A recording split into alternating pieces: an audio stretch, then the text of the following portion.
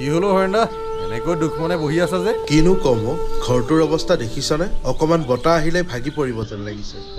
সেইটো কথা এতিয়া আৰু চিন্তা কৰিব নালাগে গ্ৰামাঞ্চলৰ লোকৰ বাবে চৰকাৰে দিছে ভাল খবৰ প্ৰধানমন্ত্ৰী আৱাস যোজনা গ্ৰামীণৰ অধীনত তোমালোকৰ দৰে প্ৰকৃত হিতাধিকাৰী চিনাক্তকৰণৰ বাবে আৱাস প্লাছ 2024 জৰীপ শীঘ্ৰে আৰম্ভ হ'ব মানে আমিও ঘৰ পাম নেকি কেতিয়া মানে পাম বাৰু নিশ্চয় পাবা কিন্তু আৱাস প্লাছ 2024ৰ জৰীপৰ দ্বাৰা সম্ভাৱ্য হিতাধিকাৰী চিনাক্তকৰণৰ পাছত প্ৰথমে সজাগতাৰ বাবে অনুষ্ঠিত হ'ব গাঁও সভা অসম ৰাজ্যিক গ্ৰামীণ জীৱিকা অভিযানৰ প্ৰশিক্ষণৰ সহায়ত হ'ব প্ৰাথমিক জৰীপ নিকা স্বচ্ছ জৰীপৰ বাবে আত্মসহায়ক গোটসমূহকো জড়িত কৰা হ'ব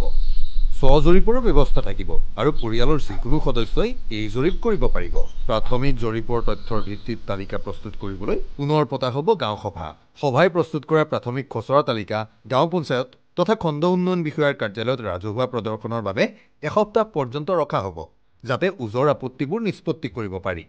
পৰৱৰ্তী পৰ্যায়ত প্ৰাথমিক খচৰা বিধানসভা কমিটিয়ে পৰীক্ষা কৰাৰ পিছত জিলা পৰ্যায়ৰ কমিটিৰ দ্বাৰা অনুমোদিত হ'ব লাগিব কেন্দ্ৰীয় চৰকাৰৰ গ্ৰামোন্নয়ন মন্ত্ৰালয়ৰ দ্বাৰা পৰিচালিত আৱাস প্লাছ 2024 এপৰ জৰিয়তে পূৰ্ব পঞ্জীয়নকৃত জৰীপকাৰীৰ দ্বাৰা কৰা হ'ব চূড়ান্ত জৰীপ তাৰমানে সকলো মানুহেই এই ঘৰ পাব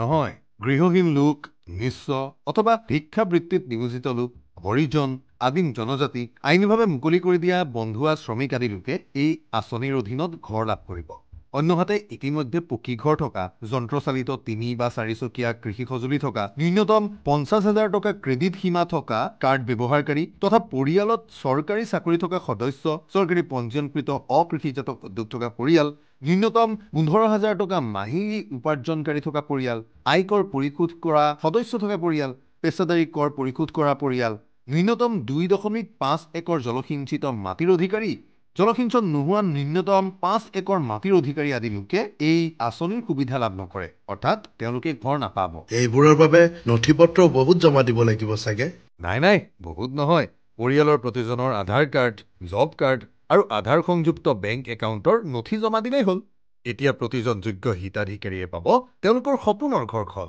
17 মাৰ্চৰ পৰা 26 মাৰ্চলৈ চলিব এই জৰীপ